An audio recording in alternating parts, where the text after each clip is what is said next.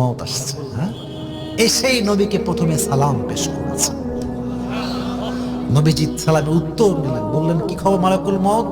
বলছে নবী, আপনি এই পুরো পৃথিবীতে এমন একজন মানুষ যার কাছে এসে আমি সালাম পেশ করেছি, জীবনে কখনো কাউকে আমি মালাকুল মওত সালাম পেশ করি নাই। সুবহানাল্লাহ পড়ে শোনো। নবীজি বললেন তাই নাকি? মাশাআল্লাহ, খুব ভালো লাগলো কথাটা শুনে। আচ্ছা কেন আসছো? বলছে নবী, আমি তো কোথাও একা যাই না, আমি তো নিজের ইচ্ছায় যাই না, সব জায়গায় আমাকে পাঠায় একজন। আওয়াজ দিয়ে বলেন তো তিনি কে?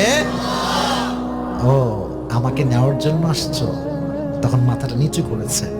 বলছে নবী, আমি তো নিতেই এসেছি, বাট আল্লাহ আমাকে একটা কথা বলেছেন। কি কথা বলেছেন? যদি আমার নবী আসতে চায় তাহলে নিয়ে আসবা, আর নবী যদি থাকতে চায় নবীকে তুমি ওখানে রেখে আমার কাছে আবার চলে আসবা।